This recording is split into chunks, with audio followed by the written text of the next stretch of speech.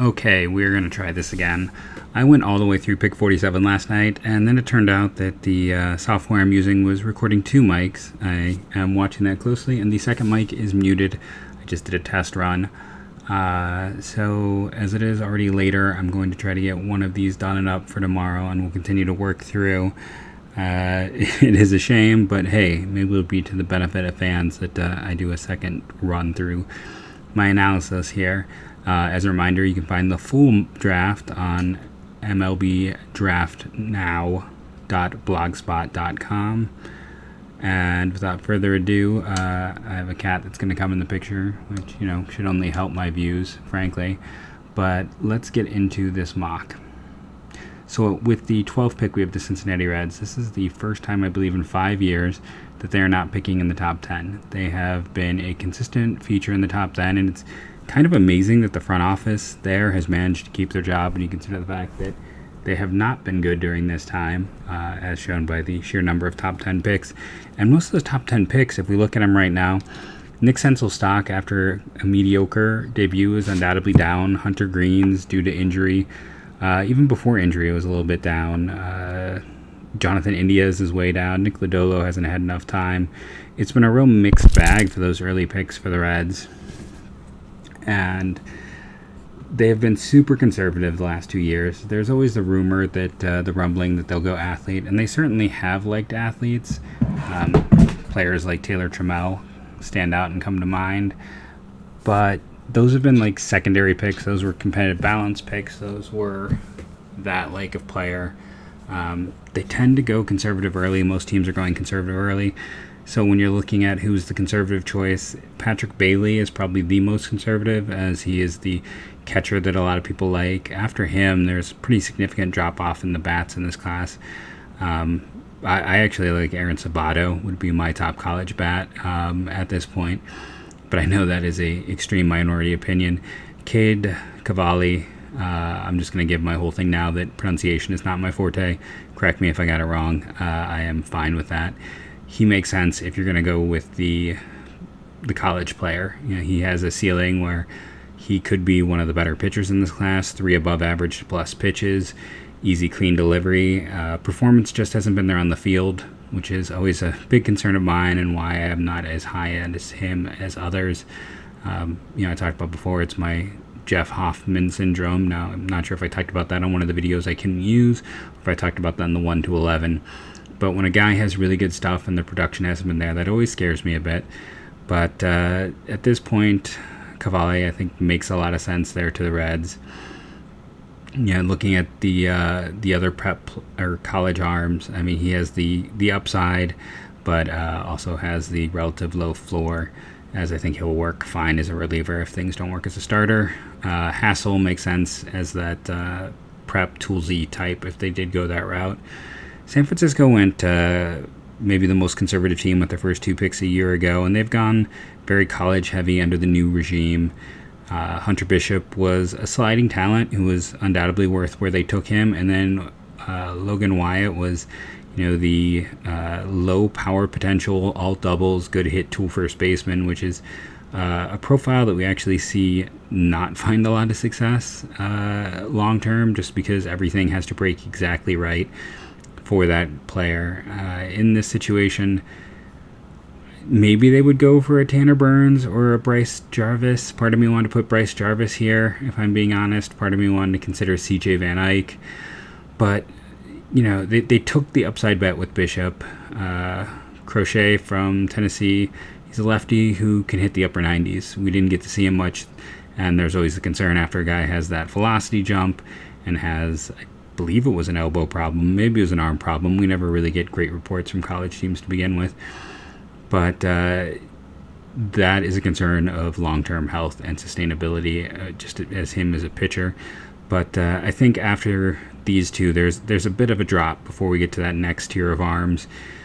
So he makes sense here. If they went prep, I think Hendrick with his power profile would be more someone who might fit what they're looking for. Texas Rangers kind of go all over the board. They were very conservative last year, taking back-to-back. Was Davis Wenzel also Texas Tech? No, he was Baylor. They took back-to-back third basemen. Big 12 third basemen who were non-athletes but had good numbers. Robert Hassel would be the opposite. Not that he doesn't have good numbers, but he's a high school kid with who's a really strong athlete and has a well thought of hit tool.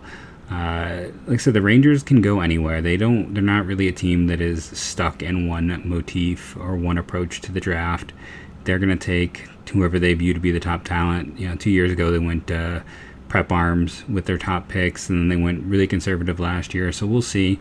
At this point in time, the value is in either prep pitchers or prep outfielders. I have the outfielders at this point going off the board to Texas, and if they went conservative, Bailey I've already talked about, and I'll talk about more in a second, but he makes sense for a conservative pick.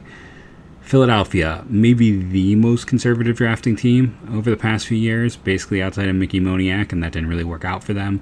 They have been all college. They have been safe college. I do not believe they have a lot of catcher depth in system to begin with. The JT Realmuto contract situation has been a concern that I've seen multiple times on Twitter. Bailey could be a long-term replacement. There's some concerns with the hit tool. He's been a good but not great player. And NC State has had a lot of guys who just have not transitioned over the past few years. I think that, you can obviously come back with Trea Turner being the example of one who has, but there's been some other, first, second, third round guys who either didn't step forward in their final year or didn't do as much once they got to the pros. And I don't know if that's, something that sits in the back of team minds or not, but there is a bit of a drop after Bailey. Again, the Phillies are so super conservative that if it's not Bailey, the next guy up is Nick Lofton, the shortstop out of Baylor, who's probably just average at everything, but an average at everything shortstop is definitely a starter in the majors. Tanner Burns, I had to the Cubs in at least my mock 2.0. I'm not sure if I had him there in the way too early mock. The Cubs like performance. They like statistical performance. They like players who have performed very well, and they have no issues with height of starting pitchers. Tanner Burns has been a very good starter pretty much since his freshman year at Auburn. He doesn't really have much else to show or prove. With that pick, it's production, it's numbers, and it's them not caring about size, not being put off by the fact that he is an undersized right-handed pitcher. Nick Lofton does kind of fit that hit tool. Again, it's maybe just above average at best hit tool though, but there is some like Nico Horner there, I think, so I could see them considering Lofton. They've been another team that's been pretty conservative when it comes to their early round picks. We are now on to the Red Sox. With Bloom taking over, he comes from Tampa. Tampa went for ceiling, and were very successful going with ceiling. So at this point in the draft, I think the ceiling pick is, we haven't had a prep arm come off the board. I have Kelly as the top-rated prep arm. I think he is in most places the top-rated prep arm at this point in time. So they're just able to sit there and take the top prep arm in the class and try to start building their minors that way. Let's switch it over. 18th pick. The Diamondbacks like toolsy, speedy outfielders, speed up guys. They are linked to PCA, Pete Crow Armstrong, and Robert Hassel. Since I have Hassel off the board, PCA makes the most sense. There is talk that he could be expensive to sign. That could push him to Vandy. If they did not go with these guys. Now, Soderstrom is not in the mold of either of those guys that I talked about, PCA or Hassel. But he's a little more athletic than Hendrick, and I think they would like the power potential and the upside. Arizona went high upside a year ago. PCA and Soderstrom are both guys to kind of keep in mind for that if we're looking just pure ceiling. The Mets, Austin Hendrick, a lot of similarities between him and Brett Batty. When you look at the older high school senior, someone who would be draft eligible as a sophomore, plus power potential. Now Batty had a better hit tool, and the hit tool is the reason that Hendrick is kind of sliding here. The concerns over that, like there's a point in time where I thought maybe he could be a top 10 pick, but people are genuinely concerned about the hit tool from what I'm hearing.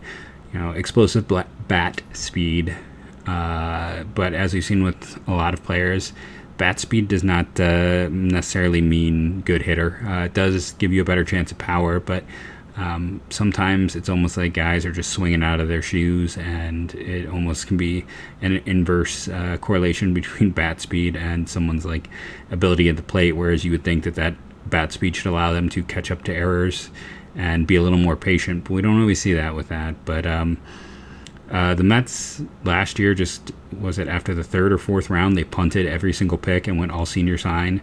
I wouldn't be surprised if they like take two guys and then punt the next three picks, essentially going senior sign route to save money in their pool. Milwaukee Brewers, Bryce Jarvis. I was talking with my buddy Taylor Blake Ward as we are going through this, and I'm like, I haven't looked at things. Do people have Jarvis in the first round? And he told me yes. I'm like, well, I think he makes sense to the Brewers. They took Ethan Small a year ago, who was considered a reach, but Small had been a dominant left-handed pitcher in the SEC, and I can understand reaching for a guy with a proven track record. Before that, Bryce Trang was the falling talent, a guy who slid. And then before that, they typically like guys with strong hit tools who'd be Foscue from Mississippi State if they went the bat route. But Jarvis just seemed to make sense to me. The improvement this year, he was a draft-eligible sophomore last year, but he's got a velocity jump. He's maintained his control and command. The off-speed offerings are there. I mean, it looks like a number 3 starter, which is awesome for him. He's made himself...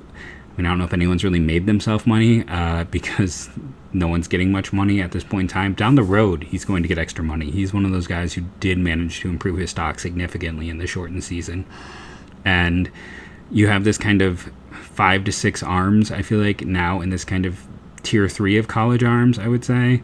And any of them kind of make sense. If we're talking about Van Eyck, Wilcox, Jarvis, who are the ones here on the screen, and even the ones who I'll talk about when I get into the next set of videos. These guys are all kind of on a similar plane, and I just went with Jarvis here.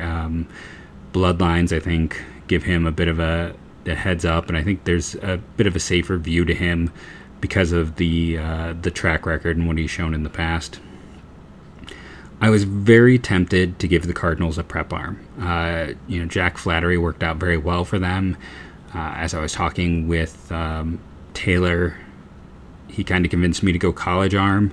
Originally, I had Mick Abel here with Ed Howard as the sleeper, just because the Cardinals have gone for a lot of power bats high recently, Trey Fletcher, Nolan Gorman, and the like.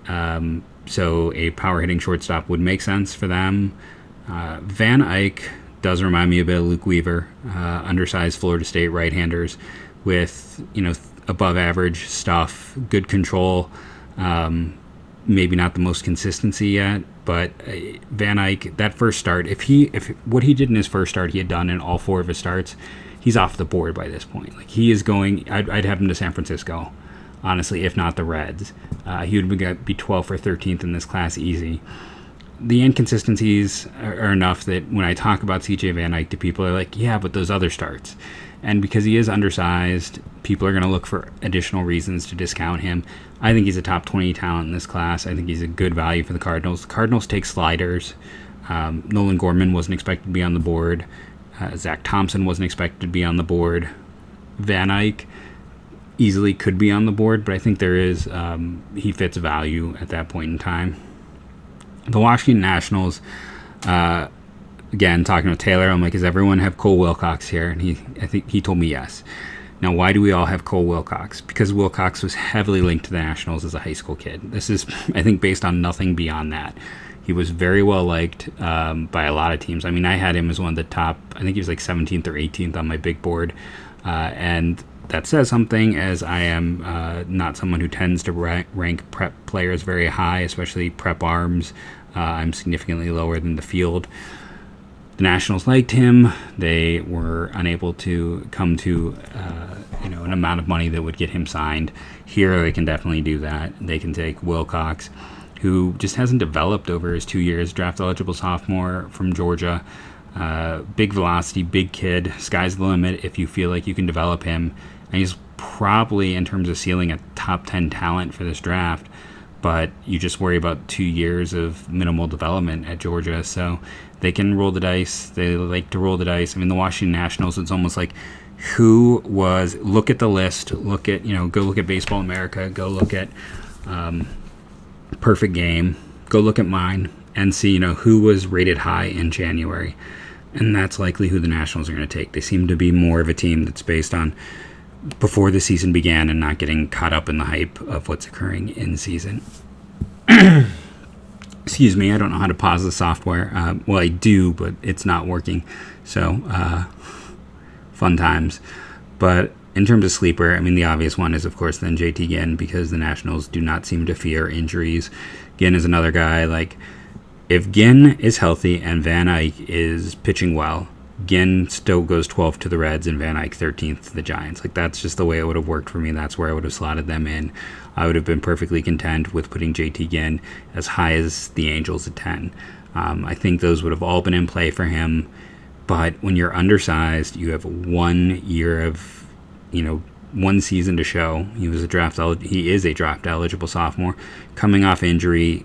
All of that comes together to just push him down the board. And at this point in time, he's still on the board, as I have Wilcox there again, mostly on the strength of, I think everyone knew that the Nationals were heavy on him out of high school, and here's their opportunity to add him to their minors.